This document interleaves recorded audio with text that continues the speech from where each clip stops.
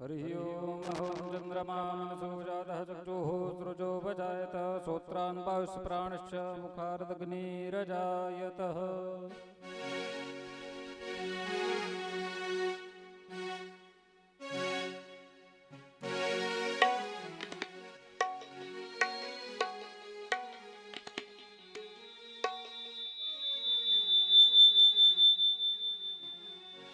श्री भागवत भगवान की है आरती, पापियों को पाप से तारती।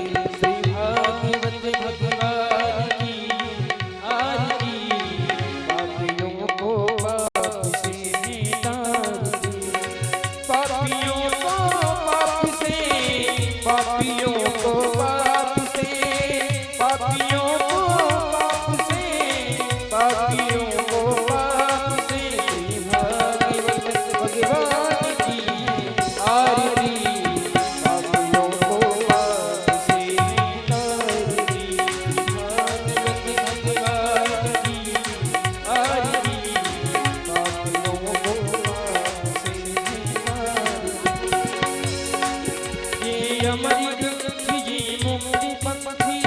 पंचम वेद निराला नभ ज्योति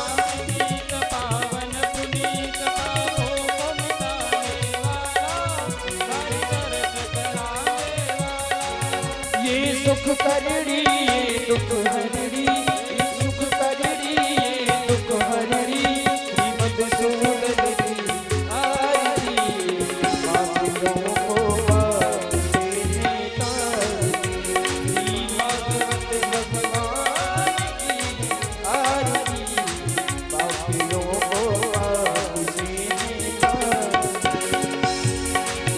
ये मधुर बोल जग बंसी खोल संग मार्ग बताने वाला बिगड़ी को बनाने वाला ये मधुर बोल जग बंसी खोल संग मार्ग बताने वाला बिगड़ी को बनाने वाला श्री राम यही घनश्याम यही श्री राम यही घनश्याम यही प्रभु की महिमा की आरती पापियों को पाप से नितारती श्री भागवत भगवान की आरती पापियों को पाप से कर्पूरी गौरम करुणावतारम संसारी सारं भुजगीर्तिहरं सदा वसंतं हृदयारविन्दे भवानी शैशवं त्वमेव माता पिता त्वमेव त्वमेव बन्धुः च सखा त्वमेव त्वमेव विद्या द्रविडं त्वमेव त्वमेव सर्वं मम देव हरि ओम हरे शीतले करणं पुष्पै देवाभिवन्दनं वारार्तिक्यं ग्रहणं हरि ओम।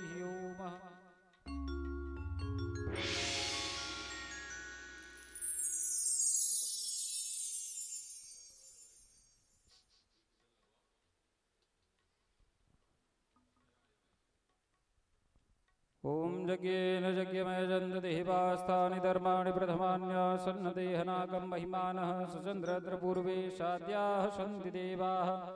हरि ओम नन्दनन्दनाय च विद्महे यशोदावत्सलाय धीमहि तन्नो कृष्णः प्रचोदयात्।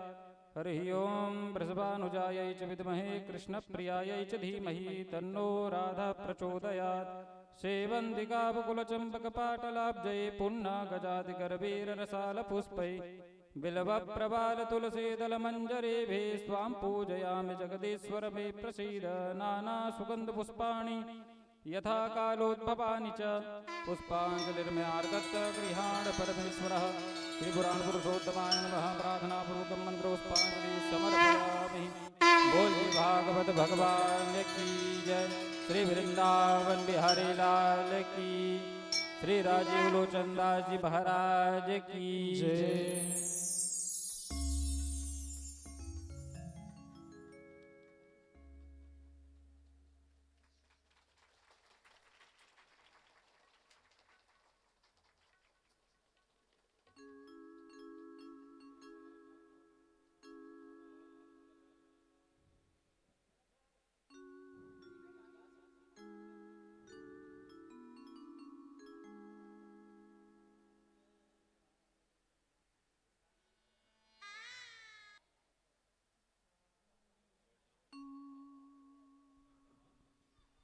सभी लोग अपने अपने स्थान पर बैठ जाएं।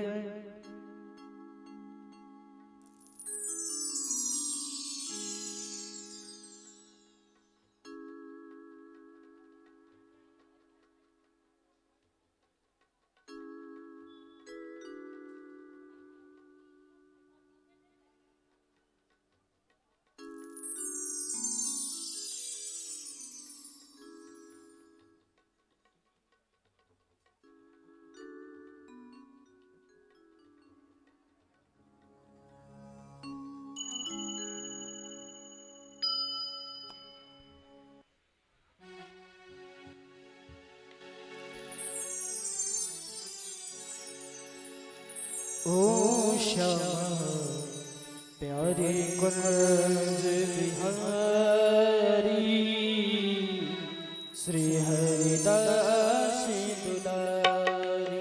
ओ श्यामा प्यारे कुंज बिहारी श्री हरिदास दुलारी।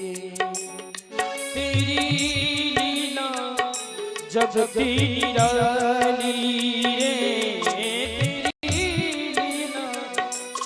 जगती निराली रे श्यामा प्यारे कुंज बिहारी श्री हरिदास दुलारे ओम श्यामा प्यारे कुंज बिहारी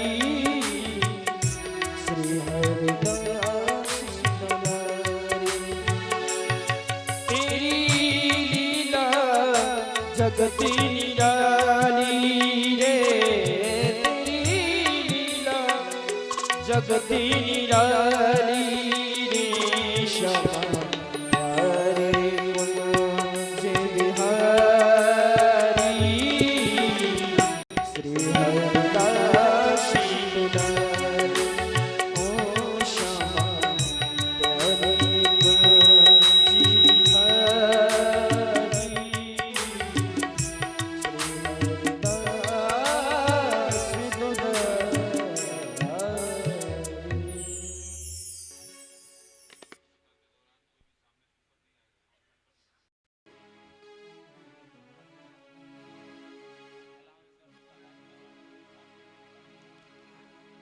और एक विशेष सूचना है कि कथा के दौरान कोई सामने से मंच पर नहीं आएगा। ये हमारे पूज्य गुरुदेव जी का आदेश है।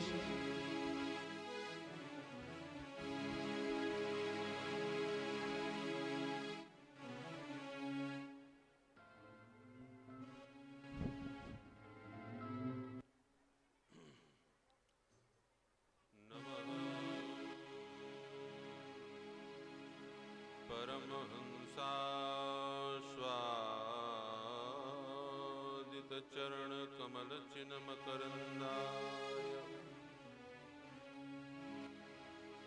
भक्त जन मानस निवासाय श्री रामचंद्राय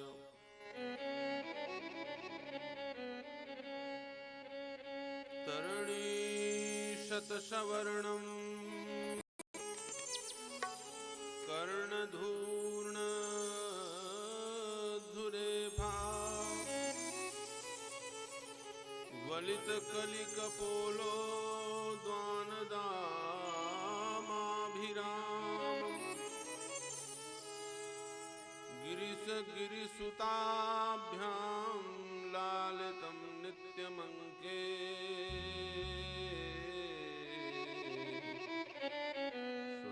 स्वजनभरणशीलं शीले विघ्नराजः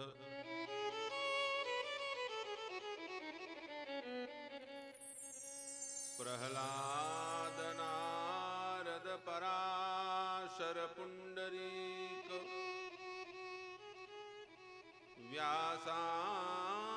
व्यासाम्बरीश शुक शौनक भीष्मदाभ्राम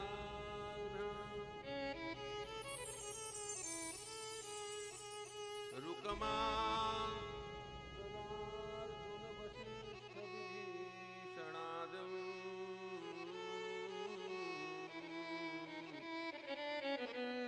पुण्यानिमान् परं भागवतान् नमामि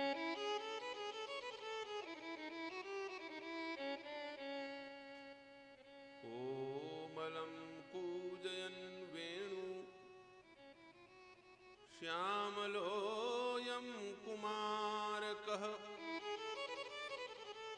वेदवेद्यं परं ब्रह्म भवतु सदा हृदये मम यया व्याप्तमिदं सर्वं जगतस्थावरजङ्गमम् तां धेनु शिरसा वन्दे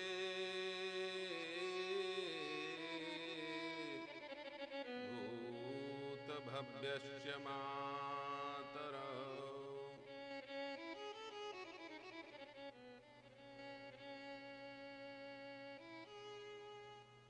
राधे तू बड़ भागन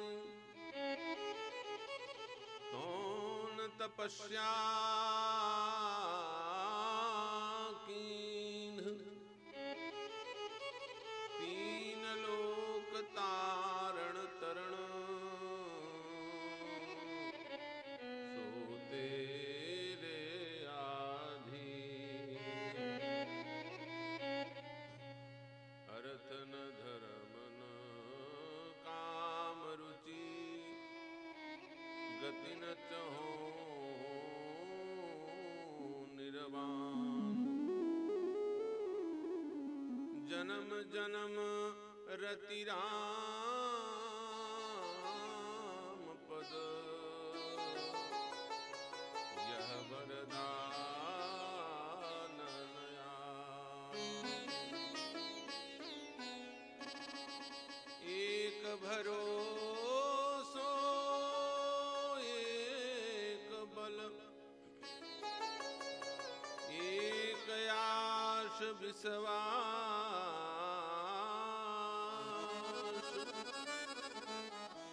एक राम घन श्याम हित चातक तुलसीदास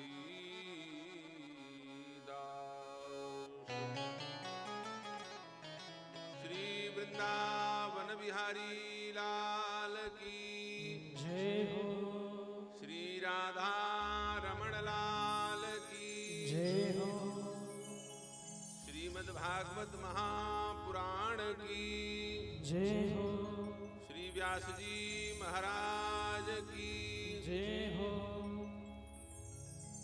श्रद्धा और समर्पण के साथ भाव और भक्ति के साथ भगवान के मंगलमय नाम का स्मरण कीर्तन करें और अपने मन को कृष्ण तत्व में समाहित करें। जीवन का सबसे बड़ा कोई लाभ है तो वो सत्संग है। ये बड़े भाग्य से प्राप्त होता है। इसको अमृत के समान संभाल करके सहेजने की आवश्यकता है, सुरक्षित करने की आवश्यकता है।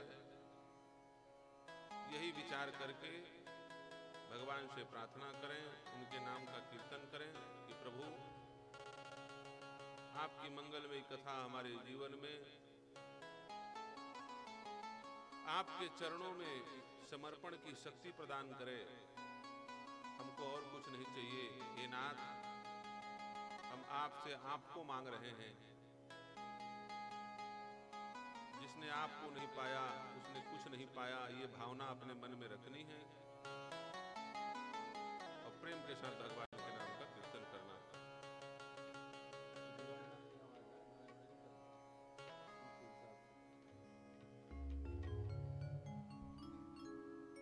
गोविंद जय जय गोपाल जय जय राधा रमण हरि गोविंद जय गोविंद जय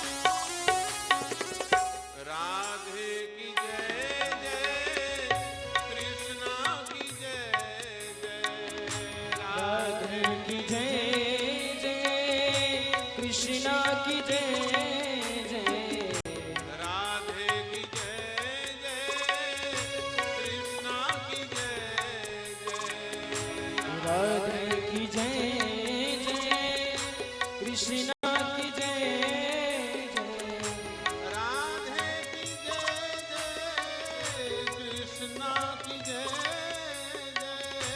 राधे की जय जय, कृष्णा की जय जय, राधे की जय जय, कृष्णा की जय जय, राधे की जय जय, कृष्णा की जय जय, राधे की जय जय हो। कृष्णा की जय जय, राधे की जय जय, कृष्णा की जय जय, मोर मुकुट बंसी वाले की जय, मोर मुकुट बंसी वाले की जय जय, मोर मुकुट बंसी वाले की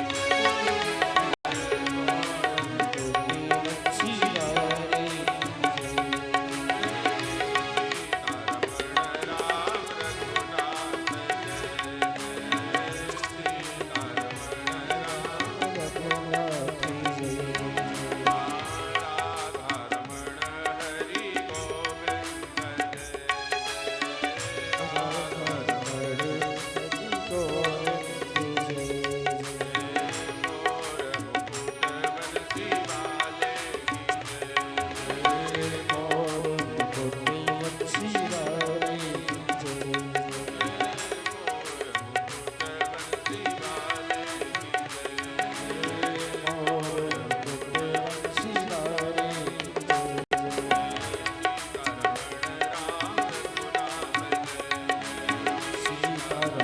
राम रघुनाथ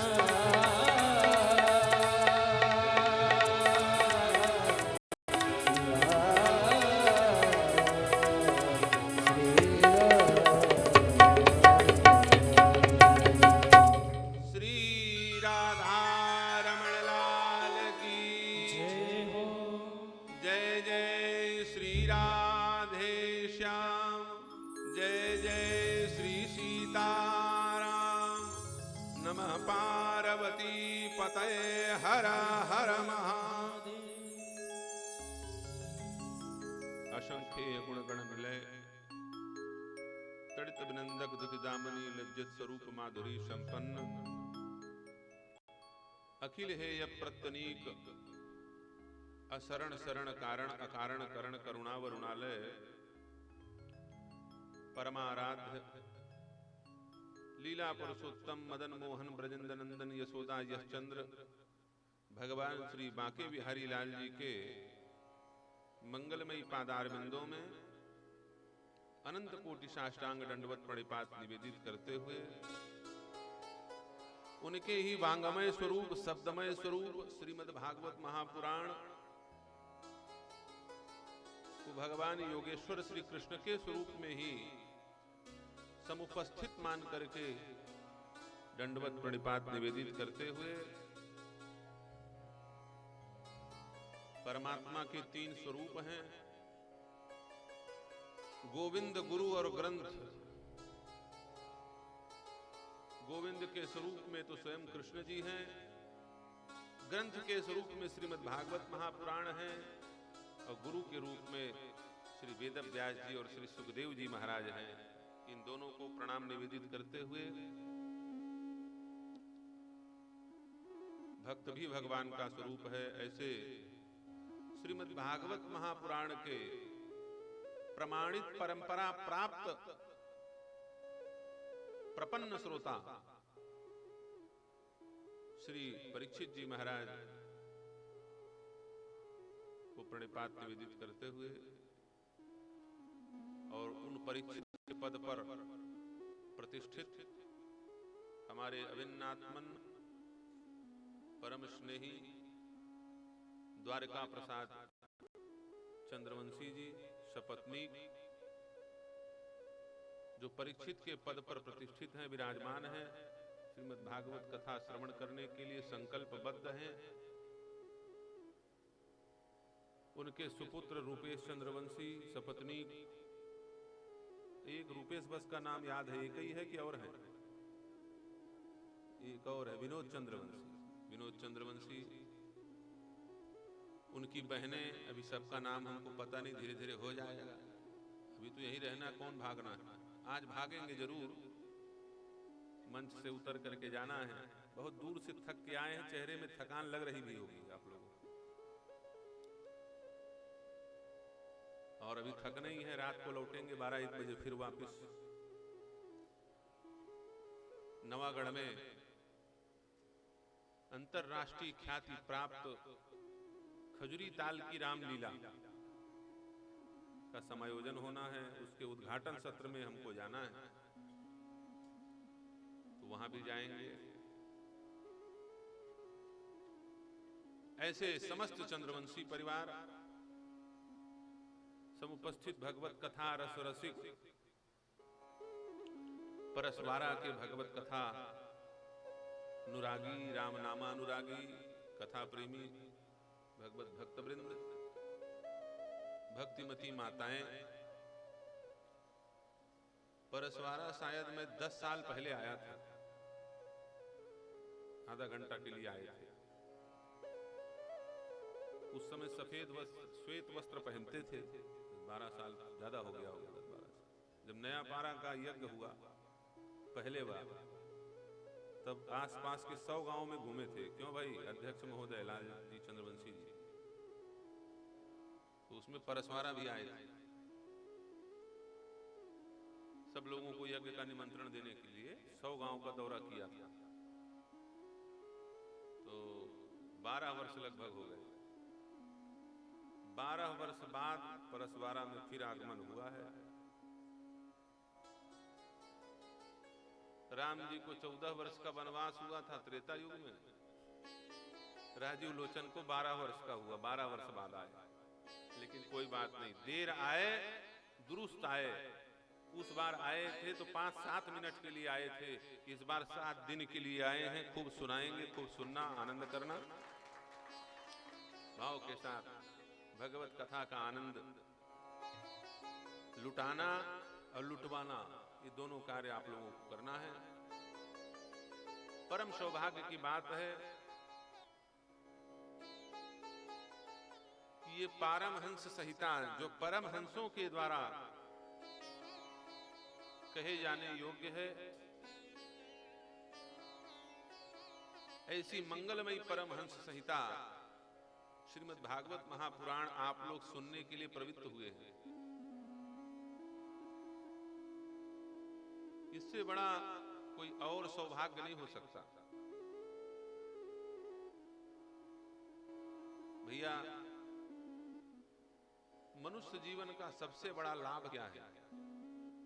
विचार करोगे यदि, तो हमने जो अपने 20-22 वर्ष के वैराग्य में घूम घूम करके जो अनुभव किया, पूरा भारत देश घूम डाले, पूरब से पश्चिम, उत्तर से दक्षिण, घूमते रहे, अभी भी घूम ही रहे हैं और कब तक घूमते रहेंगे।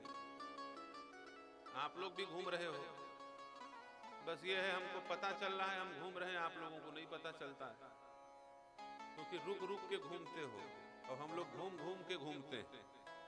अंतर इतना है, आप लोग रुक रुक के घूमते हो। सच बताओ, घूम रहे हो कि नहीं घूम रहे हो?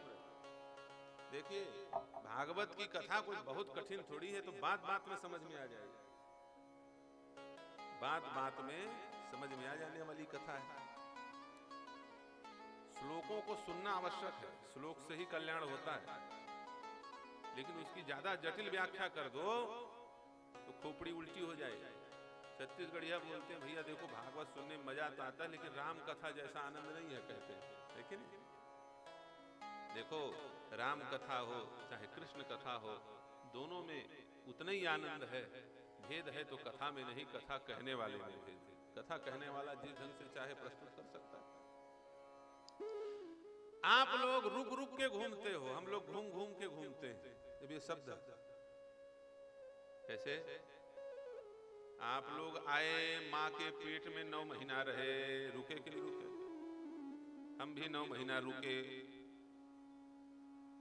लेकिन वहां तो रुकना कंपलसरी है, सबके लिए फिक्स है, रुकना ही पड़ेगा 9 महीना माँ के पेट में।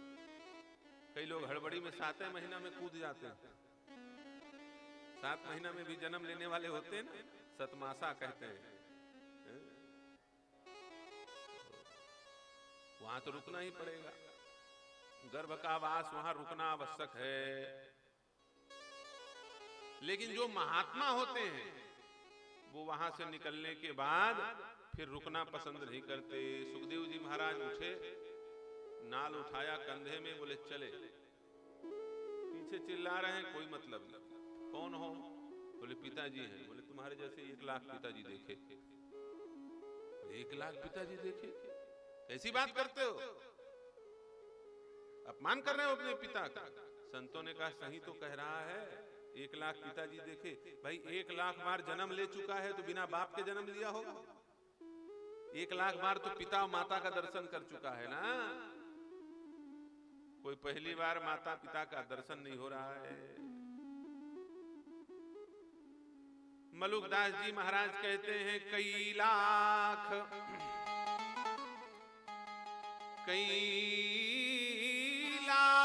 तुम नारी छाणे। तुम्हारे कितने जन्म हो चुके हैं कुछ पता होता है? देखो, इस गांव में कोई 100 साल का बुजुर्ग मिल जाए तो सब लोग उसे बड़ा सौभाग्यशाली मानते हैं। उसकी बहुत उम्र लंबी है, सोचते हैं ना। और आप लोगों की उम्र कितनी जानते हो? 100 साल वाला मिलना सरल है, लेकिन जितनी उम्र आप सब लोगों की है उतनी उम्र और किसी की नहीं है। सबसे उम्र के आप लोग बैठे हो, आप लोगों की बहुत लंबी उम्र है। कितनी लंबी उम्र है? बोले जितनी उम्र भगवान की है उतनी उम्र आपकी। दोनों एक साथ जन्म लिए थे, जीव और ब्रह्म एक साथ प्रकट हुए, अलग अलग नहीं। तो सोच लो भैया, जितने पुराने भगवान हैं उतने पुराने तुम हो। बस समस्या ये है कि उनका कपड़ा बदलता नहीं, हमारा कपड़ा बदल जाता है। 100 साल, 50 साल, 10 साल, 20 साल में बदलता रहता है। तो हैं तो उतने ही आयु के हम भी, जितने परमात्मा है, भगवान है। इसलिए श्री मलुकदास जी महाराज कहते हैं, कई लाख तुम नारी छाणे। करोड़ों जन्म बीत गया, कितनी तुम्हारी पत्नियां आई और कितने तुमने झूठे वादे किए। एक से एक झूठे वादे करते। तुमसे ज्यादा प्रिय मुझे कुछ और नहीं, तुम जो कहोगे मैं करने के लिए तैयार हूं। पति पत्नी से बोलता है, तुमसे कोई ज्यादा सुंदर मुझे संसार में नहीं लगता। क्या बताऊं, तुम तो चंद्रमुखी हो। ये पति कहता है। अच्छा, जब वो पत्नी आती है तो चंद्रमुखी लगती है, और कुछ दिनों बाद फिर वो सूरजमुखी हो जाती है। ये हंसने की बात है। 24 घंटा सूरज जैसे चेहरा लाल तमतमाए, और फिर 10-15 साल कहीं बीत गया तो कोई बीमारी उमारी हो गई तब बोले न चंद्रमुखी रही न सूरजमुखी रही, अब तो वो ज्वालामुखी हो गई। ज्वालामुखी घर को जला देने के लिए 24 घंटे तैयार। अब वो भाग रहा है बेचारा। बोले महाराज चेला बना लो। अब कहाँ का चेला बनाओ है गुरु जी तुम, संत करे क्या? कहने का अर्थ ये है कि एक बार नहीं करोड़ों बार तुमने पत्नी बनाया, करोड़ों बार तुमने पति बनाया, ये सब छूटते चले गए। कई लाख तुम नारी छाणे केते बेटी बेटा। ठीक उसी प्रकार कितने बेटी बेटा तुम्हारे हो चुके और तुम कितने के बेटी बेटा बन चुके पता नहीं है तुमको।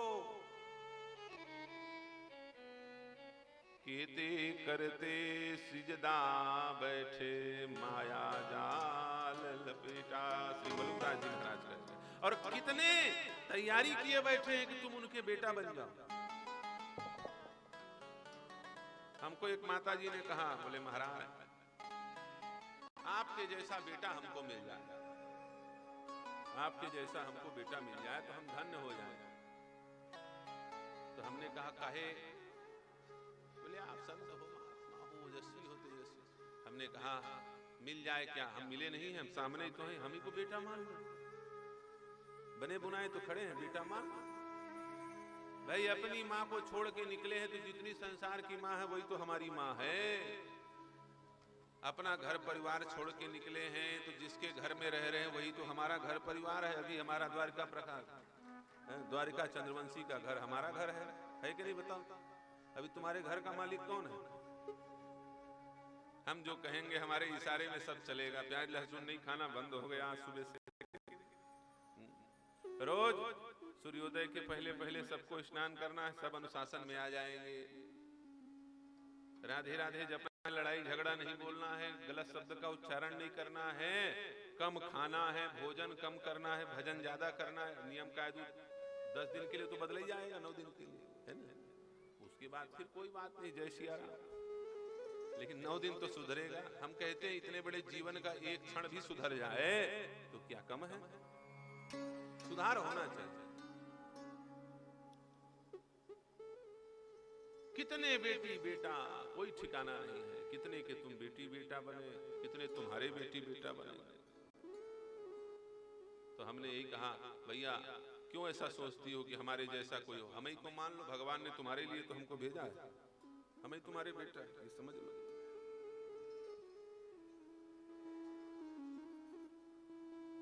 भैया करोड़ों करोड़ों अरबों अरबों वर्ष से यह जीवात्मा अनंत ब्रह्मांड में घूम रहा है। गोस्वामी जी महाराज कहते हैं काल कर्म स्वभाव गुण घेरा। काल कर्म स्वभाव गुण घेरा। काल कर्म स्वभाव गुण घेरा।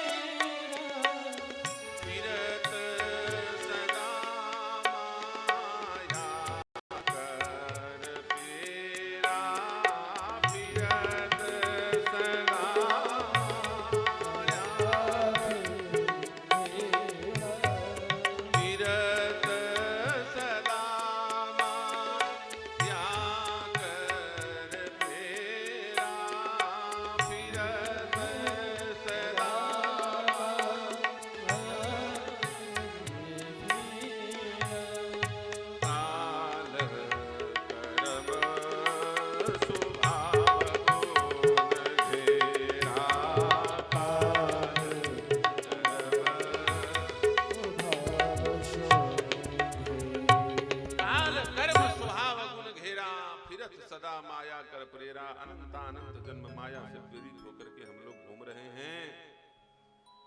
क्यों घूम रहे हैं? क्योंकि सत्संग नहीं मिला। क्या नहीं मिला? सब कुछ मिला, पर जो मिलना चाहिए था वो नहीं मिला, और मिला भी तो मन नहीं मिला। सत्संग में मन नहीं मिला। कितने लोग ऐसे हैं जो हमको भगवान जैसे मानते हैं, और कितने लोग ऐसे हैं जो हमको शैतान जैसे मानते हैं। हमने अपने आप को देखा, कई लोग हैं जो हमको भगवान मानते हैं, और कई लोग हैं जो हमको शैतान जैसे मानते हैं। अच्छा, ना हमने किसी का कुछ बिगाड़ा, ना किसी का कुछ बनाया, लेकिन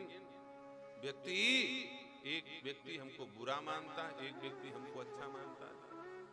अच्छा, हम खुश नहीं होते कि कोई हमको अच्छा माने, और हम दुखी भी नहीं होते हमको कोई बुरा माने। क्यों? क्योंकि तुम्हारे मानने और ना मानने से राजीव लोचन दास का 1 किलो वजन कम नहीं होने वाला, उतना ही का उतना ही रहेगा। हम तो जो हैं सो हैं। तुम मान लोगे तो वजन नहीं बढ़ेगा, तुम नहीं मानोगे तो वजन घटेगा नहीं, उतना ही ना है। ठीक इसी प्रकार जैसे राजीव लोचन दास से मन नहीं मिला, क्या पता तुमने अपने नेत्रों से भगवान को देखा होगा, राम जी इसी जंगल से निकले होंगे, लेकिन मन नहीं मिला। कौन जा रहा है धनुष बाण लेकर?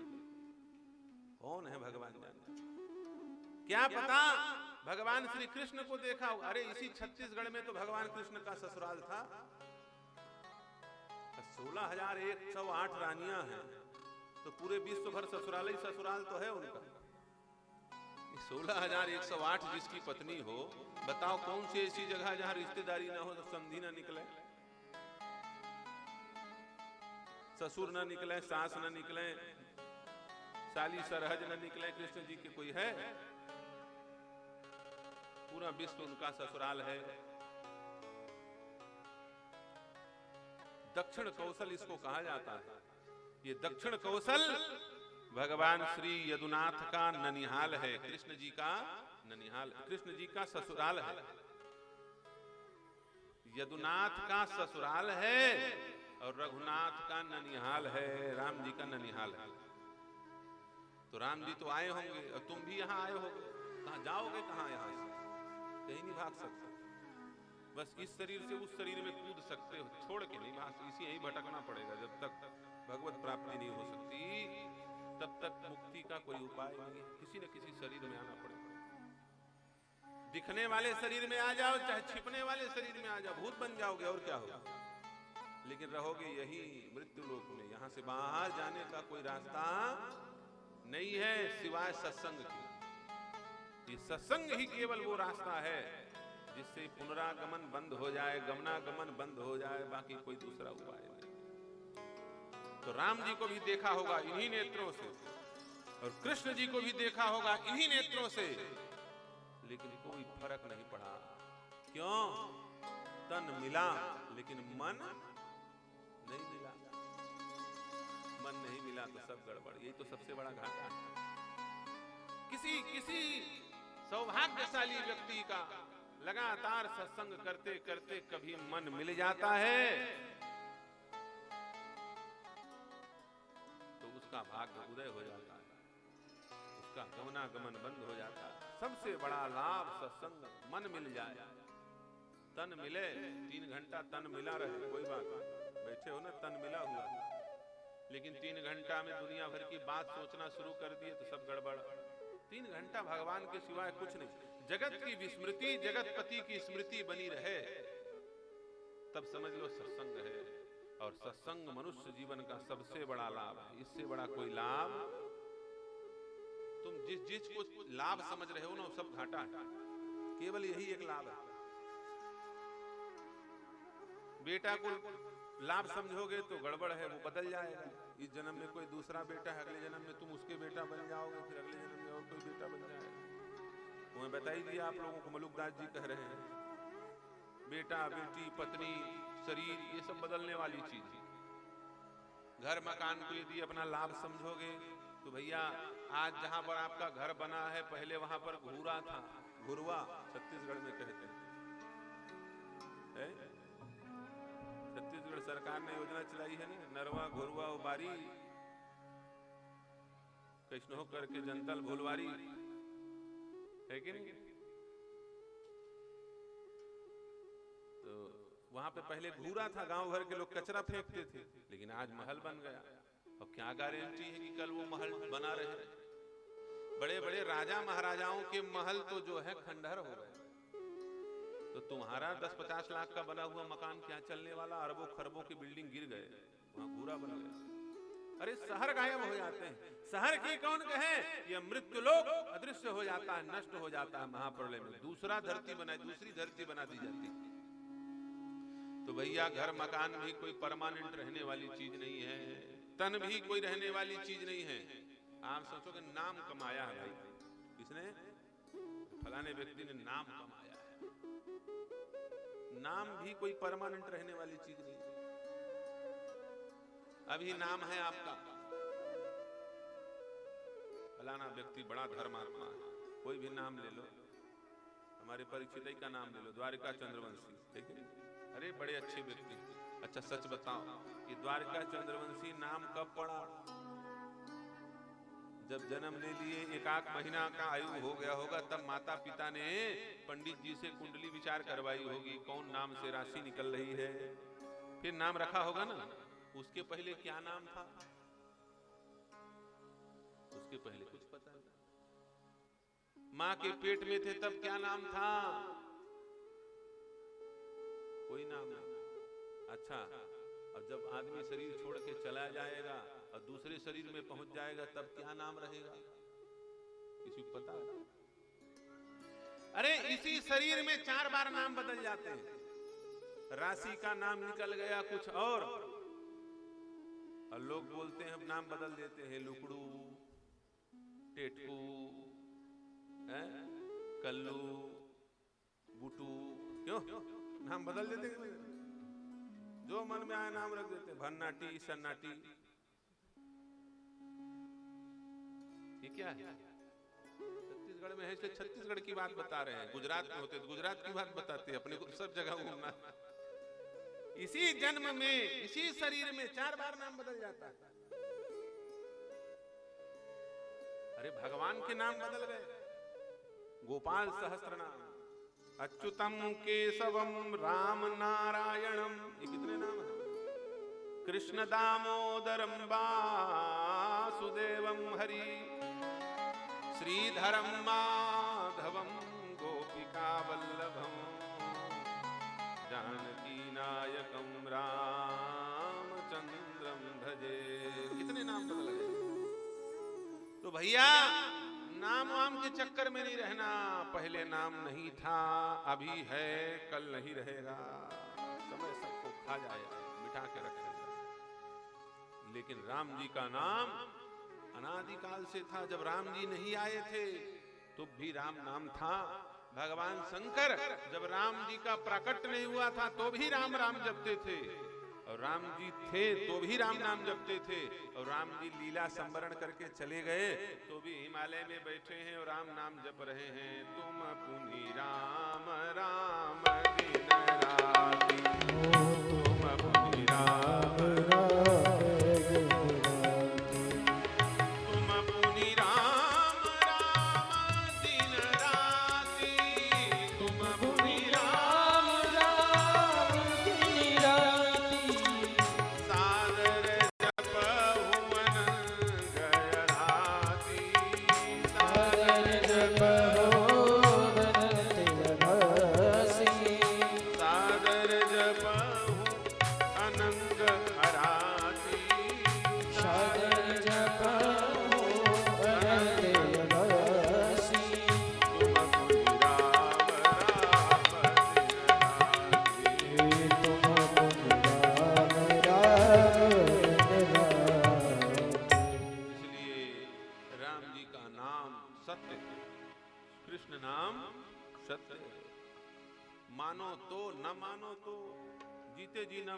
मरने में तो सब मनवाई देते हैं, ले जाते समय चिल्लाते हैं राम नाम सत्य है, सबकी यही गद्य है, मानना ही पड़ेगा।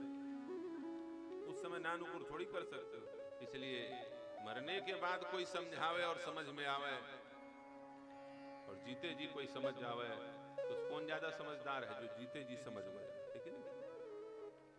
इसलिए राम का नाम सत्य है। राम की कथा, कृष्ण की कथा, राम कृष्ण की कथा सत है, उनका धाम सत है।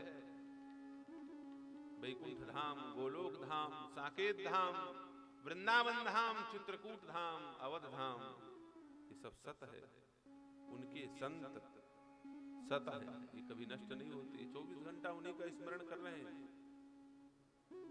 सच्चे आदमी के साथ रहने वाला आप ही आप सच्चा हो जाता है, और झूठे आदमी के साथ रहने वाला आप ही आप झूठा हो जाता है। जो जिसकी संगत करेगा वो वैसा हो जाएगा। इसलिए सत्संग सबसे बड़ा लाभ, और ये भागवत भगवान का स्वरूप है, इसलिए सबसे बड़ा लाभ है मनुष्य शरीर। लेकिन कैसे? जब मन मिले तब। मन मिलाना पड़ेगा। अब मन मिलाने के लिए तैयार हो कि नहीं हो, आप लोग सोचो हम हाँ हूं नहीं करवाएंगे, जबरदस्ती तन से थोड़ी कहवाएंगे। आप लोग तन से हाथ उठा दोगे, हाँ हाँ हम तैयार हैं, लेकिन मन मिले तब ना। मन की बात हो रही है, तन की थोड़ी हो रही है। तो तन से तो मन में संकल्प लेना पड़ेगा कि नहीं, हम 7 दिन पूरा विधिवत सुनेंगे, एक एक शब्द सुनेंगे। भले ज्यादा गाना बजाना हो ना हो, बूढ़ बात होगी उसको सुनेंगे। आजकल क्या है, भर पेट दाल चावल खा के बैठ जाते हैं कथा में। अब महत्वपूर्ण बात बताओ तो जज सुरसा बदन बढ़ावा, मुंह खुलना शुरू हो जाता है सुरसा जैसे। जब आई आती तो कथा सुनने में मन नहीं लगता। अल्प भोजन करना, कम भोजन, जो संकल्प लें कथा सुनने। सुपाच्य भोजन लेना, इतना नहीं कि अजगर जैसे ऐंठ ऐंठ के पचाना पड़े। इतना खाओ, अच्छा खाओ, कम खाओ, बढ़िया चीज खाओ। जो सुपाच्य हो ऐसा चीज खाओ। भूसा जैसे भर लिए पेट में और ताकत मिल नहीं रहा है, कोई मतलब नहीं। भागवत सुनने का विधान तो ये है कि घी पी करके कथा सुने। घी में कितना ताकत होता है। अब बोलोगे घी पचता नहीं, किसको नहीं पचता? हम कहते हैं खूब पचेगा, आप 1 गिलास घी रोज पियो, पचेगा। लेकिन 1 गिलास घी पीने के बाद फिर 1.5 किलो भात मत खाना। केवल घी पियो तब पचेगा। और तुम 1 गिलास घी पी लिए और उसके बाद 1.5 किलो भात खा गए, और फिर उसके बाद और दुनिया भर का चीज भर लिए, तो पेट है कोई फैक्ट्री थोड़ी है, वो तो काम करना बंद कर देते। हर चीज पचता है, लेकिन शर्त यह है कि उसी के आश्रित रहो। दूध पी करके रहते हैं कई लोग, बस दूध पी लिया फिर उसके बाद कुछ नहीं, तो दूध ताकत बनाना शुरू कर दिया। अब दूध पी लिए, अब उसके बाद फिर जूस भी पी लिए, अब फिर उसके बाद फिर जो मन में आया वो भी खा गए, और खाते गए। अब दूध बोला भैया हम किसी काम के नहीं है, चलो। सो दूध ने ऐसा हालत खराब किया कि पता चला डायरिया ही हो गया, दस्त लगने शुरू हो गए। सुपाच्य भोजन लेना चाहिए, तब सत्संग में मन लगता है। श्रीमद् भागवत महापुराण बड़ा बृहद है। वेद व्यास जी महाराज ने इसको विशाल कर दिया। पहले तो ये 4 ही श्लोक में, इसको हजारों श्लोक 4 से 1000 बना दिया, और 1000 नहीं, 2000 नहीं, 18,000 बना दिया। संतों का कार्य है महत्वपूर्ण बात को सरल करके सुनाओ। सरल करने के चक्कर में बड़ा हो गया, कठिन करने के चक्कर में थोड़ी बड़ा हुआ है भागवत। कई लोग कहते हैं 18,000 श्लोक है, बहुत कठिन है। अरे 18,000 है इसीलिए तो सरल है। एक ही श्लोक होता तो माथा मारते रहते बैठे बैठे, समझे ही ना आता। 18,000 है, कोई ना कोई तो समझ में आ जाएगा, कहीं ना कहीं से तो पकड़ में आ जाएगा।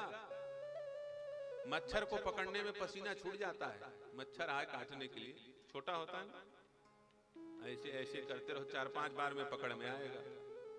और हाथी जहां से चाहो वहां से पकड़ लो, हाथी पकड़ में आ जाएगा। पकड़ने में कौन सरल है, मच्छर की हाथी, जो बड़ा है कि जो छोटा है। तो ये भागवत 18,000 श्लोक है, तो इसको बहुत अच्छा मानो, कठिन नहीं, सरल है, कोई ना कोई चीज समझ में आ जाएगा। इतने सारे श्लोक हैं, एक आध तो दिमाग में घुसेगा।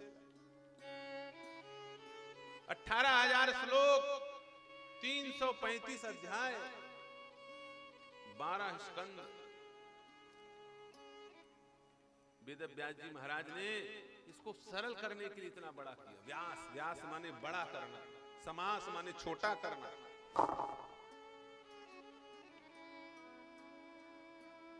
इसमें 5 अध्याय अलग से हैं जो भागवत के महात्म बताते हैं, और एक अध्याय विधि बताता है, नियम सुनाने के लिए कैसे सुनना है।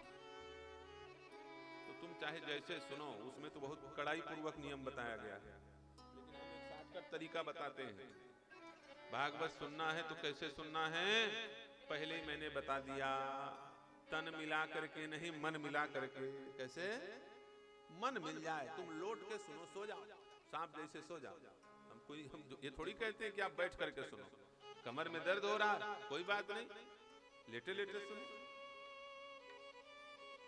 किसी चीज में टेक करके बैठ जाओ, खड़े खड़े सुनो, नहीं बैठ पा रहे हो, जैसे हो वैसे सुनो। तन का कोई महत्व नहीं, मन का महत्व है। अच्छा सच बताओ भाई, यदि तन का महत्व होता तो धुंधकारी का तो तन ही नहीं था, भूत बेचारा घूम रहा था।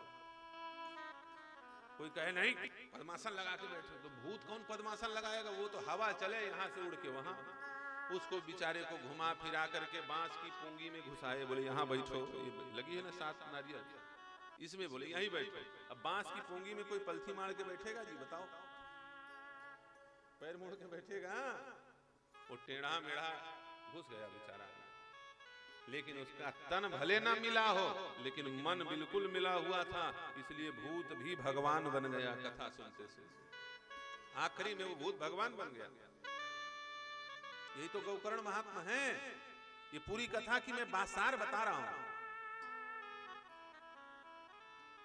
तो 5 अध्याय भागवत के महात्म के हैं, 1 अध्याय विधि है, और विधि केवल एक है, मन मिले।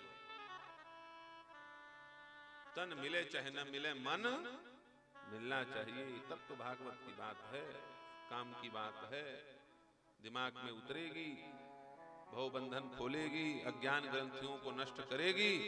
और तन खूब मिला, तुम रुपया पैसा खूब खर्चा किए, खूब चमक धमक प्रदर्शन किया, कोई अर्थ नहीं निकलेगा यदि मन नहीं मिला। मन, मूल विधि यही है, मन मिलना चाहिए। शांति शब्द एकाग्र जाए अंदर में। अब वो शब्द कोई भी हो सकता है कि 9 दिन में कोई भी शब्द ऐसा निकल जाएगा, और उस शब्द को आप अपने हृदय में बैठा लो तो वही कल्याण कर देगा। एक चीज काम कर देता है भैया। यह भागवत कथा है, इसका नाम है भागवत, श्रीमद् भागवत महापुराण। भागवत माने क्या होता है? भक्त। भागवत माने भक्त। अच्छा, गीता जी को क्या कहते हैं कई लोग? भागवत गीता। भागवत गीता नहीं है, वो क्या है? भगवत गीता। वहां पर भगवत लिखा है और यहां पर भागवत लिखा है। भगवत और भागवत में क्या अंतर है? बोले भगवत माने भगवान और भागवत माने भक्त। कई लोग कहते हैं भगवान की कथा है भागवत में, गलत। इस भागवत महा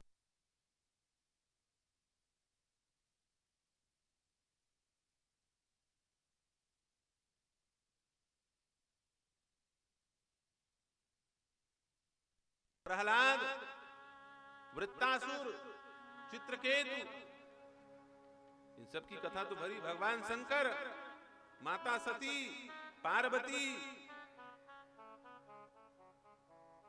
परीक्षित, भक्तों की कथा का नाम भागवत कथा है। देखो, भगवान की महिमा यदि आपको कोई जीवन भर सुनाए तो उतना प्रभाव नहीं पड़ेगा, इसीलिए भक्तों की कथा सुनाई जाती है। भक्तों का जब महात्मा सुनाया जाएगा तो 2 मिनट में दिमाग का, अरे बोले जब ये तो हमारे जैसा हाथ पैर वाला आदमी, इसको भगवान मिल गए तो हमको क्यों नहीं मिलेगा? अच्छा सच बताओ, कोई आपको केवल ब्रह्मोपनिषद ब्रह्म जिज्ञासा धातु ब्रह्म जिज्ञासा ब्रह्म सूत्र की व्याख्या करता रहे, ब्रह्म की बात बताता रहे, तो आपके पल्ले कुछ नहीं पड़ेगा। अरे भैया हम लोग तो बर्मा हैं, हम लोग चंद्रवंशी, हम लोग साहू, हमारा कहाँ भगवान तक गति। लेकिन किसी ने कह दिया अरे तुम कहाँ लगे हो, अरे तुम्हारे ही जात के साहू वंश में कर्माबाई हुई जिसने भगवान को अपने हाथ से खिचड़ी बनाया। तब दिमाग में इंटरेस्ट लग गया, बोले अरे ये कर्माबाई ने भगवान को खिचड़ी खिला दिया, इसका मतलब हमारे हाथ से भी खिचड़ी खा सकते हैं भगवान। कोई मोची है, रैदास जी महाराज ने भगवान को प्रसन्न कर लिया, उसे मन में साहस बढ़ गया। जब रैदास ने भगवान को प्रसन्न कर लिया, इसका मतलब है मुझसे भी भगवान प्रसन्न हो जाएंगे, मिल जाएंगे। कोई जाट है तो धन्ना जाट ने भगवान को अपने हाथ से भोजन कराया। कोई गोणिन भीलनी है जंगल की रहने वाली, सबरी की कथा सुन लिया तो मन में विश्वास हो जाएगा कि जब सबरी के हाथ से खा सकते हैं तो हमारे हाथ से क्यों नहीं खा सकते। ये भक्तों की कथा ज्यादा प्रभाव डालने वाली होती है, इसलिए भागवत कथा बहुत प्रसिद्ध है। इसमें भक्तों की ही कथा बड़ी सरलता है इसमें और ज्यादा प्रभाव डालने वाला है। क्यों? क्योंकि भक्तों को बड़े सरलता से भगवान मिल गए, ये कथा इसमें भरी पड़ी, इसलिए भक्तों को आगे बढ़ने के लिए बड़ा लाभकारी है, बड़ा लाभदायक है। श्री नारद जी महाराज धरती पर भ्रमण कर रहे हैं। श्री सूत जी महाराज कहते हैं, श्री वेदव्यास जी महाराज स्कंद पुराण में श्रीमद् भागवत महापुराण की महिमा बताते हुए कहते हैं कि एक बार नारद जी महाराज भ्रमण करते करते करते करते मृत्यु लोक पर पहुंचे और धरती पर चारों तरफ अधर्म मचा हुआ था।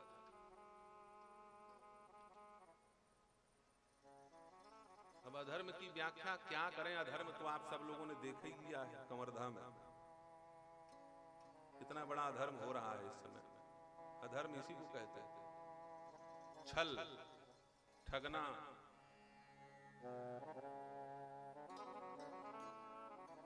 यही अधर्म हो रहा था उस समय में। नारद जी महाराज बड़े विचलित हुए। संत महात्मा धन संपत्ति और इसके नष्ट हो जाने से व्यथित नहीं होते, धर्म की जब हानि होती है तो हृदय में कष्ट बैठ जाता है। इसका कैसे निराकरण किया जाए?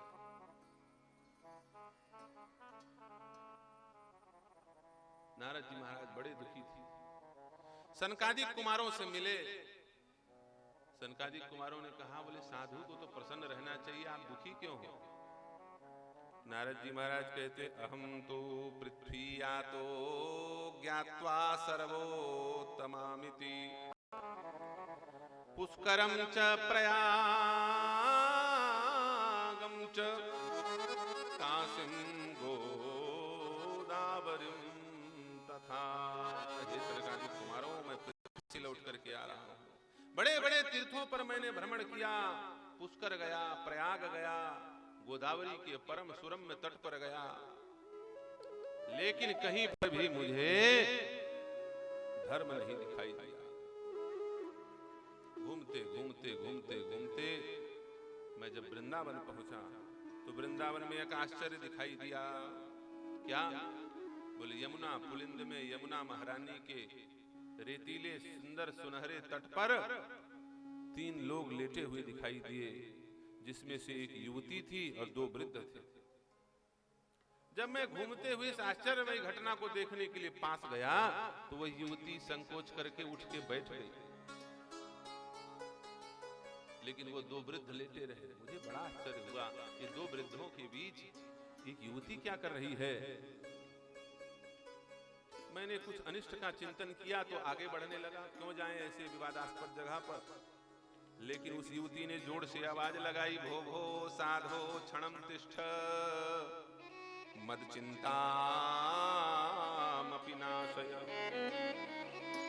दर्शनम तव लोकस्य सर्वथागहरम परम। साधु का दर्शन सदैव लाभकारी होता है। साधु ते होए न कारज हानि। साधु दिखा है, इसका मतलब कल्याण होगा, भले झूठा क्यों ना हो। काम बने। ये भेष की महिमा है। आप असली हो कि नकली हो हमें मतलब नहीं, लेकिन ये बात जरूर है कि आपका दर्शन हो गया तो हमको कोई ना कोई लाभ होगा। हे संत रुकिए रुकिए, आवाज बढ़ाए। नारद जी ने पूछा तुम कौन हो? भक्ति बोल पड़ी, युवती बोल पड़ी, अहम भक्ति रति ख्याता, मेरा नाम भक्ति है। ये कौन है दोनों? बोले इमो में तनयो मतो, ये दोनों मेरे पुत्र हैं। क्या नाम है इनका? बोले ज्ञान वैराग्य नामानो काल योगे न जर्जरो। काल के प्रभाव से, कली के प्रभाव से ये दोनों वृद्ध हो गए। बड़ा आश्चर्य, माँ युवती है, बेटे बूढ़े हो गए, ऐसा क्यों? भक्ति ने कहा ये कलयुग है, ज्ञान और वैराग्य दोनों बूढ़े हो गए काल के प्रभाव से। मैं भी बूढ़ी हो गई थी, लेकिन वृंदावन की भूमि का स्पर्श होने से, चूंकि ये भगवान का धाम है, मैं फिर से तरुणी अवस्था को प्राप्त हो गई। महाराज आप इनको होश में लाइए। रोने लगी भक्ति। नारद जी महाराज ने कहा चिंता मत करो, किसी भी प्रकार से मैं इसको युवा अवस्था प्राप्त करवाऊंगा और होश में लाऊंगा। वेद का नाद करने लगे। वेद वेदांत घोषैश्च गीता पाठैर मुहुर मुहुर, बार बार गीता सुनाया, वेद सुनाया, पुराण सुनाए, लेकिन थोड़ा बहुत होश आवे फिर भी होश हो जावे। ऐसे कोरोना जैसी बीमारी हुई थी इन दोनों को कि सुधरवे ही ना करे। तब क्या किया जाए? तो आकाशवाणी हुई, हे नारद जी महाराज आप सत्कर्म कीजिए। नारद जी ने सोचा ये वेद पढ़ रहा हूं, ये सत्कर्म नहीं तो क्या कुकर्म है? वेद पढ़ना तो सत्कर्म ही है। बोले नहीं, धर्म की परिभाषा अलग अलग समय में अलग अलग होती है। समय देख करके धर्म की परिभाषा होती है। जैसे भूखे भोजन प्यासे पानी, भूखे को भोजन कराओ, प्यासे को पानी पिलाओ, ये धर्म होता है ना। लेकिन इस समय मनुष्य को भोजन कराओ चाहे ना कराओ, गाय को भोजन कराओ, ये सबसे बड़ा धर्म है। क्या? गौ माता को सूखी घास के भूसे दे दो, ये सबसे बड़ा धर्म है। क्यों? क्योंकि कोई मनुष्य भूखा नहीं मरने वाला। 2 रुपया 3 रुपया 1 रुपया किलो में चावल दाल गेहूं मिल रहा है। सरकार किसी को भूखे नहीं मरने दे रही है। यदि कोई भूखा मर रहा है तो वो है हमारी गौ माता। ब्राह्मण को भोजन कराओ चाहे ना कराओ, लेकिन यदि गाय को भोजन करा दिया तो गौ और ब्राह्मण और अग्नि तीनों एक गोत्र के हैं, ब्राह्मण को भोजन कराने का फल प्राप्त हो जाएगा। इसलिए गाय के चारे को नष्ट मत करो, गौचर भूमि को अतिक्रमित मत करो, गौ माता को भोजन कराओ। यही इस समय का सबसे बड़ा धर्म है। धर्म धर्म की परिभाषा होती है। परेशान हो गए, क्या किया जाए, कुछ समझ नहीं आ रहा है। सनकादिक कुमारों ने कहा मैं बताता हूं धर्म क्या है। बोले ज्ञान और वैराग्य की बात से इनको होश नहीं आएगा, भक्ति प्रकट हो, भक्ति का प्रवाह हो, ऐसी कथा सुनाओ जिससे इनको होश आवे। वो कौन सी कथा? बोले श्रीमद् भागवत कथा। सनक सनंदन सनकादिक कुमार श्री नारद जी महाराज को साथ लेकर के मंगलमय श्रीमद् भागवत कथा का समायोजन शुरू करते हैं। और जैसे ही भागवत की कथा प्रारंभ हुई, मंगलाचरण हुआ। मंगलाचरण होते ही प्रहलाद, नारद, पराशर, पुंडरीक, बड़े बड़े भगवान के भक्त वहां पर ताल मृदंग मजीरा लेकर के, ढोल नगाड़ा लेकर के पहुंच गए और कीर्तन होने लग गया। श्री राम जय जय राम, श्री राम जय राम जय जय राम, श्री राम जय राम जय जय राम, श्री राम जय राम जय जय राम, श्री राम जय राम जय जय राम, श्री राम जय राम जय जय राम। जय बरसाना जय नंदग्राम, जय बरसाना जय नंदग्राम, जय बरसाना जय नंदग्राम, जय बरसाना जय नंदग्राम, श्री वृंदावन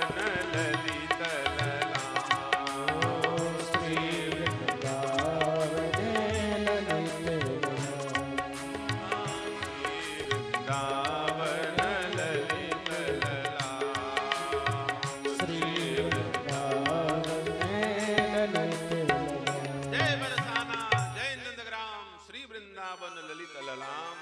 कीर्तन जैसे शुरू हुआ, राधे श्याम सीताराम, कीर्तन होते होते होते होते सपार जन समूह भक्तों का, भगवान के वैष्णव जनों का भीड़ इकट्ठा हो गया। और सबके बाद आखिरी में वो युवती भक्ति स्वरूपा दो युवकों के साथ नृत्य करते हुए सभा में पहुंची। वो कोई और नहीं, वो दोनों बूढ़े ज्ञान और वैराग्य थे और उनकी मां भक्ति थी। तरुणावस्था को प्राप्त करके पूर्ण रूप से स्वस्थ स्वरूप को इन्होंने प्राप्त किया। कहने का अर्थ यह है, यह ज्ञान और वैराग्य और भक्ति तीनों को जगाने वाली कथा है। इस कथा के होते ही ज्ञान वैराग्य भक्ति जाग पड़े, जवान हो पड़े। तो जिसके मन में ज्ञान भक्ति वैराग्य को जागृत करने की इच्छा हो, ऐसा व्यक्ति श्रीमद् भागवत कथा को श्रवण करे।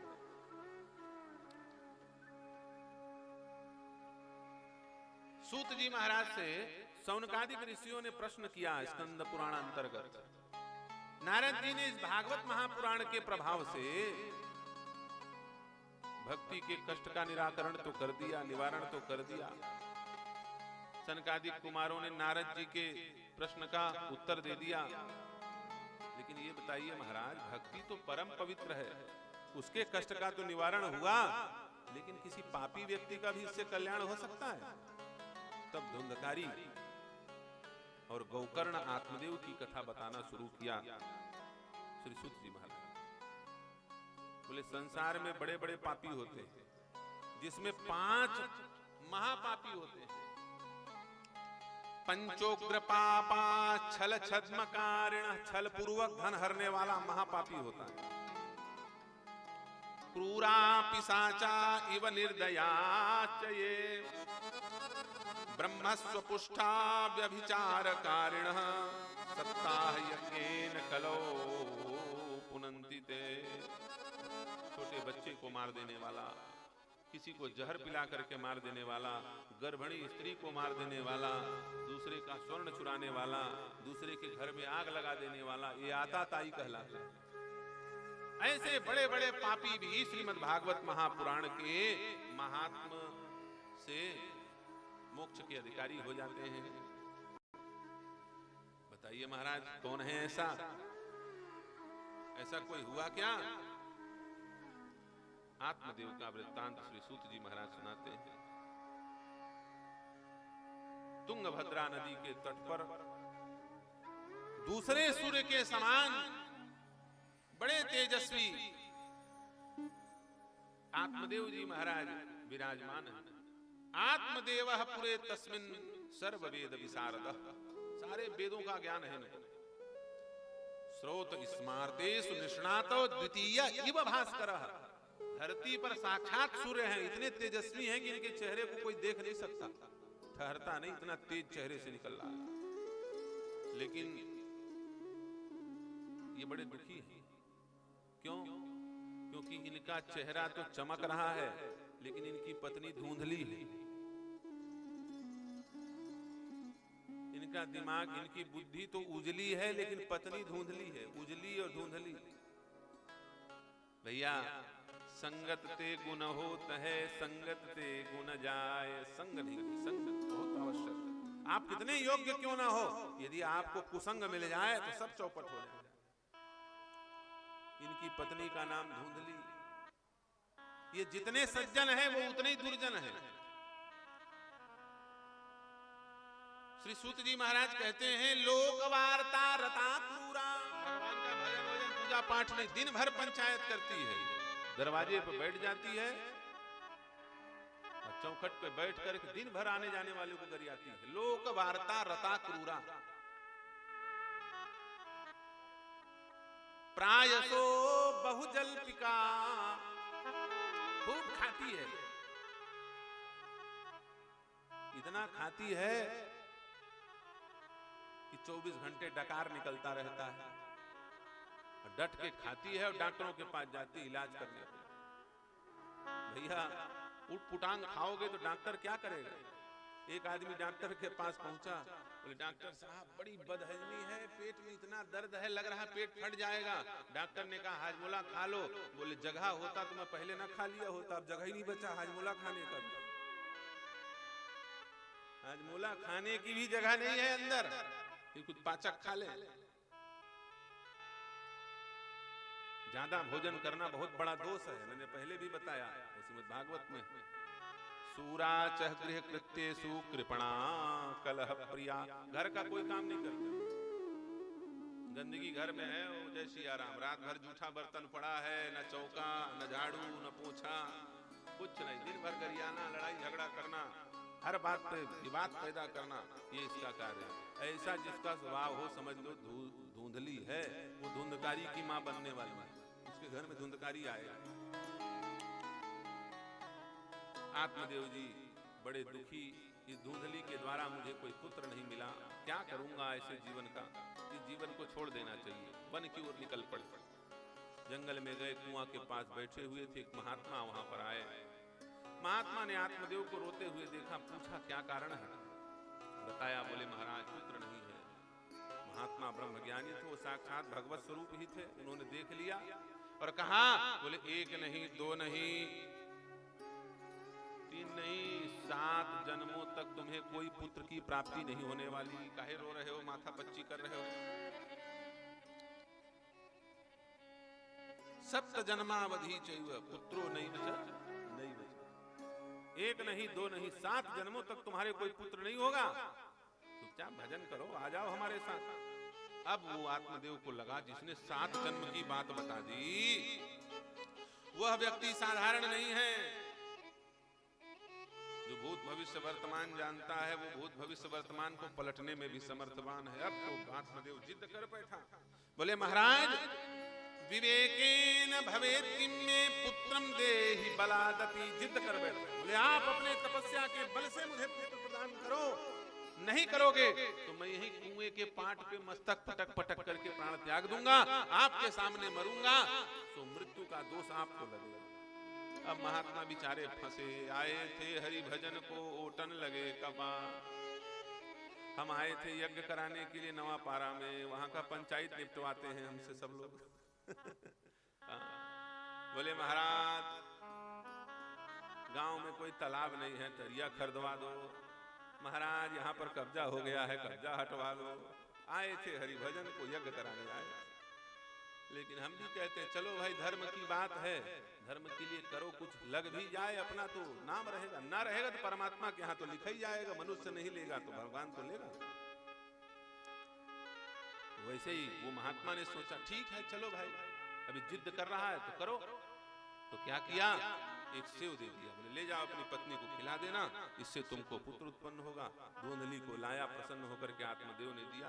धुंधली सोची, बोले इसको मैं खाऊंगी, पेट में गर्भ हो जाएगा, और गर्भ हो गया मान लो घर में आग लग गया, कंवरधाम झगड़ा हो गया, तलवारबाजी होगा तो सब लोग भाग जाएंगे, और मैं पेटली कहाँ जाऊंगी, मेरा पेट रहेगा इतना बड़ा, मुझे सबसे पहले काटेंगे, बेकार है। मान लो घर में आग लग गया तो मैं कहां भागूंगी, सब खिड़की दरवाजा से कूद के भाग जाएंगे, मैं सटक जाऊंगी, दुनिया भर की बात। मान लो जन्म देते देते मैं मर गई तो बच्चा तो जन्म ले लेगा, लेकिन मेरा जीवन चला जाएगा। जन्म दे भी दिया तो कितनी समस्या होती, बीमार पड़ गया डॉक्टर के पास ले जाओ, रो रहा है पे पे रात भर जगो, बड़ी समस्या है। लालने पालने दुखम प्रसूतायाश्च वर्तते। जन्म देने में दुख, लालन पालन करने में दुख, इसलिए मैंने तो निश्चय कर लिया है कि भैया ये पुत्रवती जितनी है ये सब अभागन है, जो बांझ है वही सबसे बड़ी सौभाग्यशाली है। वंध्या वा विधवा नारी सुखनी चेति में मति। जो विधवा है या फिर बांझ है वो सबसे ज्यादा सुखी है, उसे पुत्र और पति का कोई टेंशन नहीं।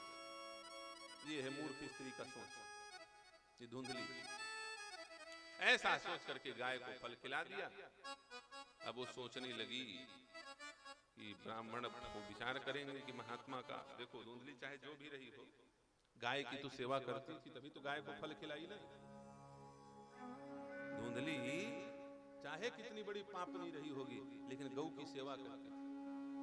और महात्मा की वाणी, महात्मा में अश्रद्धा न हो जाए आत्मदेव को, यह सोच करके अपने बहन को बुलाया और कहा तू गर्भवती है, जब तेरा बच्चा पैदा हो तो तू मुझे दे देना, तब तक मैं बहाना लगा रही हूं कपड़ा बांध के पेट में। महात्मा गौ और महात्मा, गौ और संत के प्रति श्रद्धा थी धुंधली की, इसलिए लोग नरक नहीं गए, इनका कल्याण करने वाला गौकर्ण आया। धीरे धीरे गौ गर्भिणी हुई और उसकी बहन ने पुत्र को जन्म दिया। गाय से, सुंदर गाय के कर्ण के समान एक बालक, कर्ण वाला बालक जन्म लिया, उसका नाम गौकर्ण। उसके पहले उसकी बहन ने एक पुत्र को जन्म दिया, उसका नाम धुंधकारी।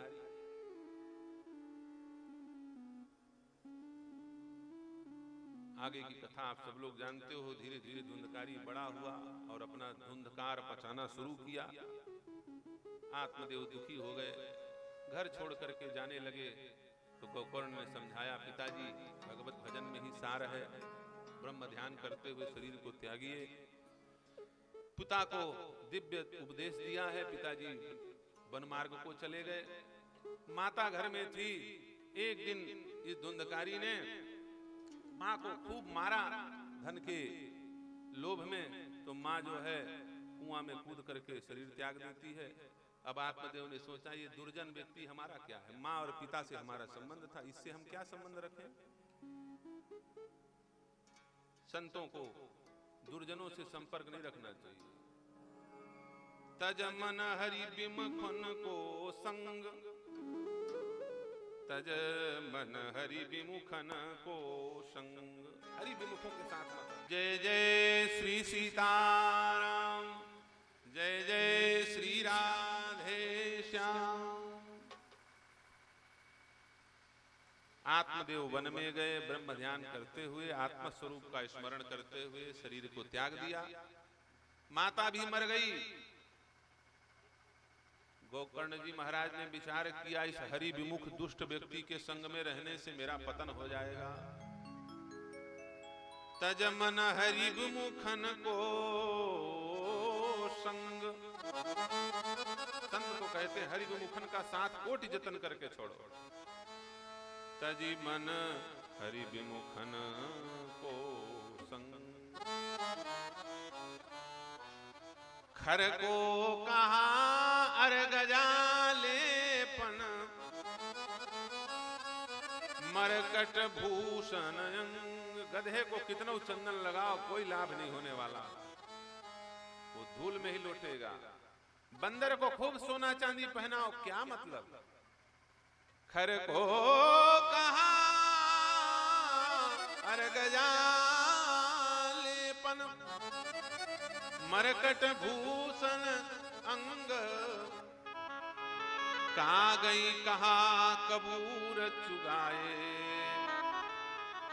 स्वान नहाए गंग। कुत्ता कितना गंगा जी नहा ले, लेकिन मैला खाना नहीं छोड़ेगा। इसलिए तज मन हरि विमुखन को संग, छोड़ देना चाहिए। श्री गोकर्ण जी महाराज गृह त्याग करके निकले। इधर धुंधकारी बड़ा उग्र हो गया, स्वतंत्र स्वच्छंद हो गया। 5 वैश्याओं को ले आया, हत्या लूट इत्यादि का कर्म करने लगा। एक दिन राजा का धन लूट ले आया। वैश्याओं ने विचार किया अब तो मोटी कमाई हो गई है, कभी न कभी राजा इसको पकड़ लेगा, इसे मारेगा, हम लोगों को और फांसी में चढ़ाएगा, इसलिए इसी को मार लो, धन आपस में बांट लो, चलो कोई ना कोई और मिल जाएगा। बाप बड़ा ना भैया, सबसे बड़ा रुपया। रुपया जिसके पास है उसके सैकड़ों साथी मिल जाते हैं। गला दबा करके मारना चाहा, नहीं मरा तो जलते हुए अंगारों को ठूंस दिया चिमटा से अंदर, अब मुंह जल गया। प्यासा तड़प तड़प करके धुंधकारी मरा, ब्रह्म राक्षस बना। जब गोकर्ण जी महाराज को पता चला तो गया इत्यादि में खूब श्राद्ध किया। एक बार बरसों बाद घूमते हुए उस घर पे आए, पुराने घर की याद आई। रात में वहां पर सोए तो प्रेत का रूप धारण करके धुंधकारी चारों तरफ घूमने लगा।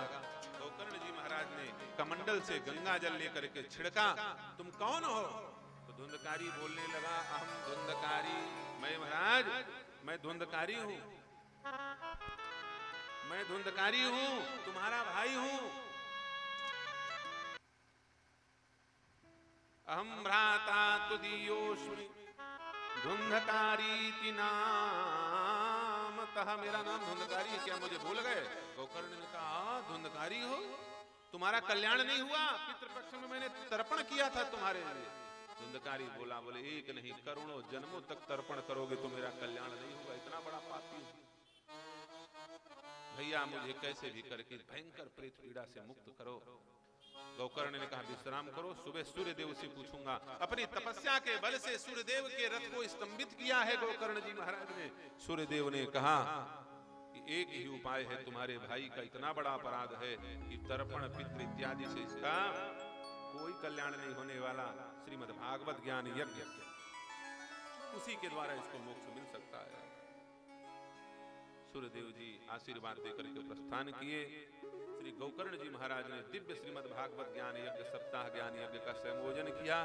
7 गांठ की बांस रख दी, उसी पूंगी पर आकर के धुंधकारी बैठ गया और प्रेम से भगवान की कथा सुनने लगा। पहले दिन की कथा में पहली गांठ खुली, दूसरे दिन में दूसरी, सब जानते हो। और सुनते सुनते सुनते सुनते जैसे ही 7वां दिन हुआ, कड़ांग से कड़क की आवाज बिजली के समान कड़कती हुई ध्वनि निकली और दिव्य रूप धरो जातस तुलसीदाम मंडितः पीतवासा घनश्यामो मुकुटी कुंडलान्वितः। स्वयं भगवान जैसे हरि प्रकट हो गए हों। चतुर्भुज रूप में उस बांस से वह प्रेत बाहर निकला। कैसा था? बोले दिव्य रूप धरो, जहां तो दिव्य रूप है, चतुर्भुज रूप। तुलसी दाम मंडितः, तुलसी की सुंदर मंजरी की हरी हरी माला, तुलसी की कंठी, 12 तिलक, पीतवासा घनश्यामो, सुंदर पीला वस्त्र है। भगवान श्री कृष्ण मदन मोहन के समान घनश्याम जैसे बाल हैं। मुकुटी कुंडलान्वितः, सुंदर मुकुट है, सुंदर मकराकृत कुंडल है। ऐसा लग रहा है स्वयं भगवान हरि हो। हरि की कथा सुनते सुनते हरि रूप हो गया है। कौन हो तुम? धुंधकारी बोलता है, बोले महाराज मैं आपका भाई धुंधकारी, भगवान की कथा सुनने से मुझे यह उत्तम गति प्राप्त हुई है। धन्य है ये भागवती वार्ता। धुंधकारी दोनों हाथ उठा करके श्रीमद् भागवत महापुराण का जय जय घोष कर रहा। धन्या भागवती वार्ता प्रेत पीड़ा विनाशनी, सप्ताहोपि तथा धन्य कृष्ण लोक फलप्रद। एक सप्ताह मैंने एक निष्ठ होकर के मन मिला करके भगवान की कथा सुनी, तो परिणाम यह हुआ कि भगवान के धाम जाना पड़ रहा है।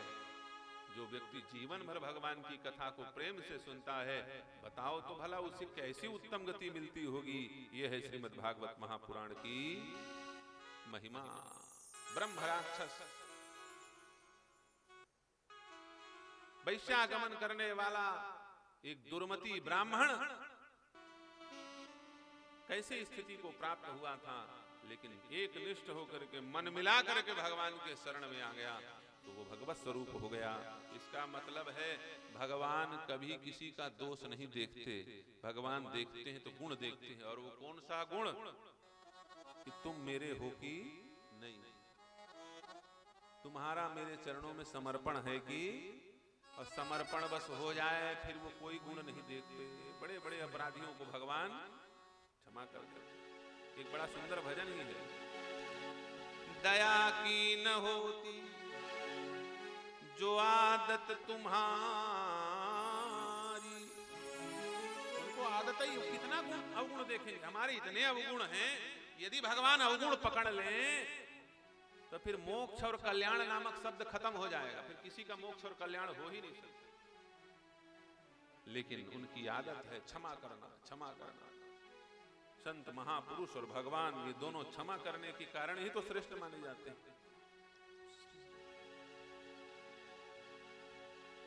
दया की न होती जो आदत तुम्हारी, तो सुनी ही रहती अदालत तुम्हारी। बड़ा प्यारा भजन है भैया। उनके स्वभाव में है वो क्षमा करते हैं, बड़े बड़े अपराधियों को क्षमा। रावण को क्षमा करने को तैयार हो गए।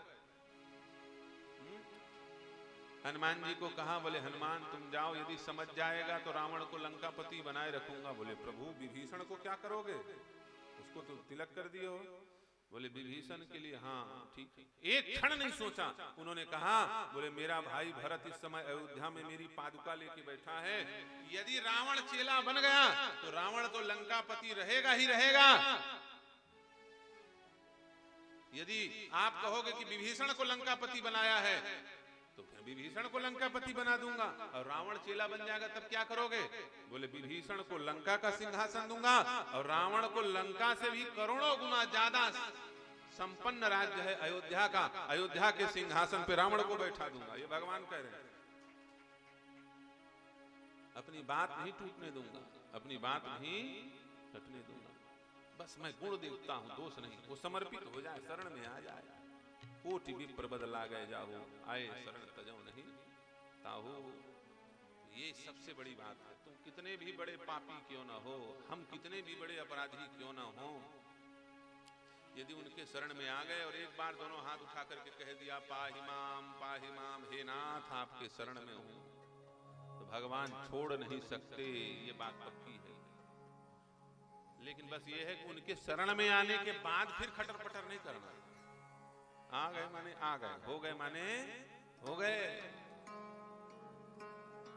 चरण में रख दिया जो माथ तो किस बात की चिंता, हमारे नाथ हैं रघुनाथ तो किस बात की चिंता। उनके शरण में आ गए फिर कोई दिक्कत नहीं। शरण में आना जरूरी है। करोड़ों करोड़ों जन्म के पाप नष्ट कर देते, शुभाशुभ कर्म भगवान नष्ट करके हृदय से लगा लेते हैं। कोटि विप्र बदला गए जाहू, आए शरण तजौ नहीं ताऊ, सन्मुख होए। कितने जगह भगवान ने कहा है, किरात हुणांद्र पुलिंद पुलकसा, आभीर कंका यवना खसा दया, ये ने च पापा यदुपाश्रयाश्रया, शुद्धंति तस्मै प्रभु विष्णवे नमः। तुम एक बार मेरे शरण में तो आओ, मैं तुम्हारी सारी गंदगी धो दूंगा। माँ ये थोड़ी कहती है बच्चे को कि तुम नहा धो के मेरे पास आना। बच्चा खेलने गया, कहीं गंदगी में लिपट गया, तो माँ थोड़ी कहती जाओ नहा धो के हमारे पास। वो खुद ही साफ करने लगती है, साफ करके अपने हृदय से। तो भैया जन्म जन्म के माता पिता तो हमारे राम जी हैं।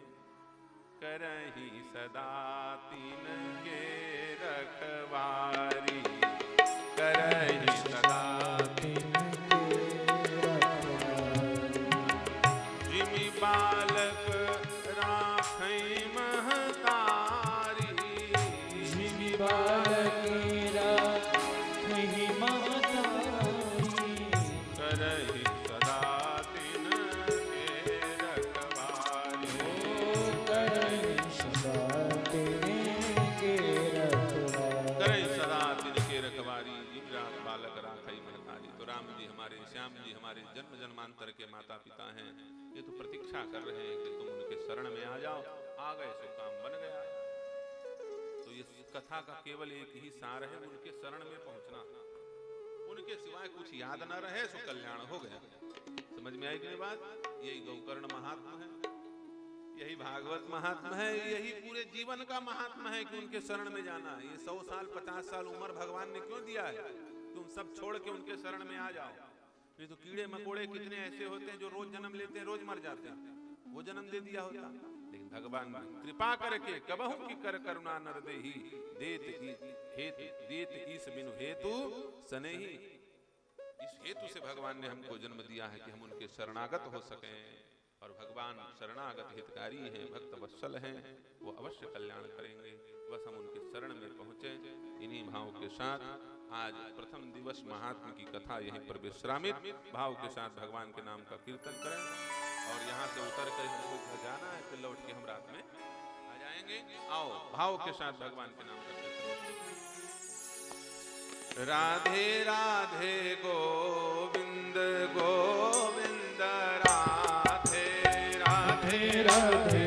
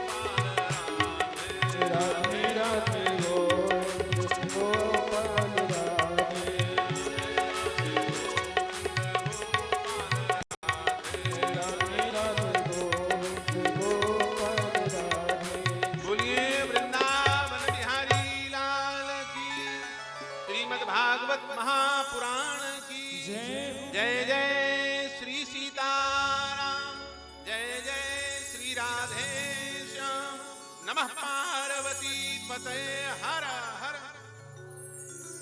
कल से नियमित समय पर, निर्धारित समय पर कार्यक्रम शुरू होगा। क्या समय है?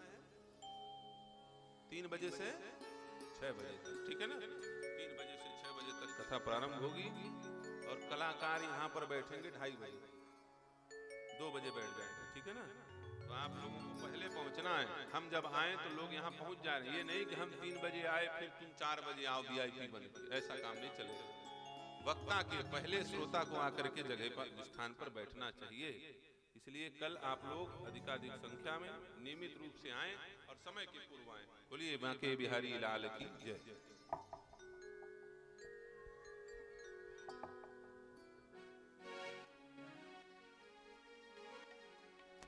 हरे ओम मा चंद्रमा मनसो जातश्चक्षुः सूर्यो अजायत श्रोत्राद्वायुश्च प्राणस्य मुखादग्निरजायत शुभं करोति कल्याणं आरोग्यं सुखसम्पदाम् ममात्मज्योति प्रकाशाय दीपज्योतिर्नमोस्तुते।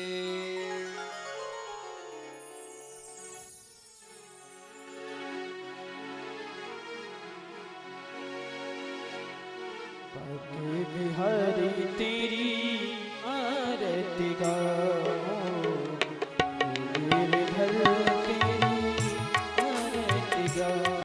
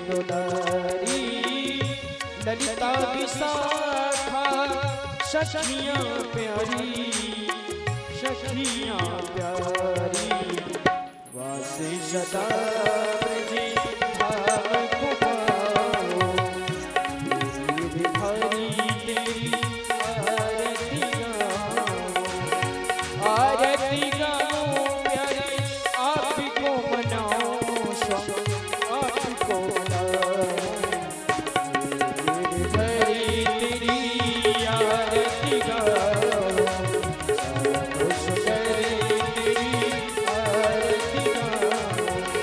बोल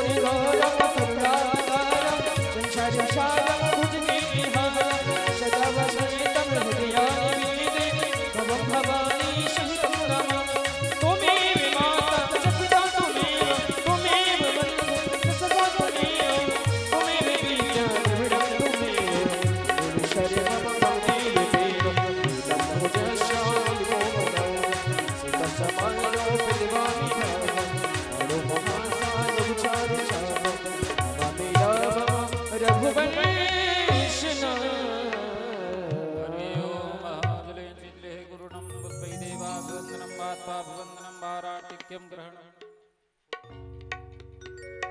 ओम यज्ञेन यज्ञमयजन्त देवास्तानि धर्माणि प्रथमान्यासन्नदेहनागं महिमानः सन्द्रद्रपूर्वे साध्याः सन्धिदेवाः हरि ओं नन्दनन्दनाय च विद्महे यशोदावत्सलाय धीमहि तन्नो कृष्णः प्रचोदयात् हरि ओं वृषभानुजायै च विद्महे कृष्णप्रियायै च धीमहि तन्नो राधा प्रचोदयात् सेवन्दिकावकुलचुम्बकपाटलाब्जै पूर्णागजादिगरवीररसालपुष्पै बिल्वप्रबालतुलसीदलमञ्जरेभिस्त्वां पूजयामि जगदीश्वर मे प्रसीद नानासुगन्धपुष्पाणि यथा कालोद्भवानि च पुष्पाञ्जलिर्मयार्दत्त गृहाण परमेश्वरः श्रीपुराणपुरुषोत्तमाय नमः प्रार्थनापूर्वकं मन्त्रोष्पाञ्जलि समर्पयामि बोलिए वृंदावन बिहारी लाल की जय।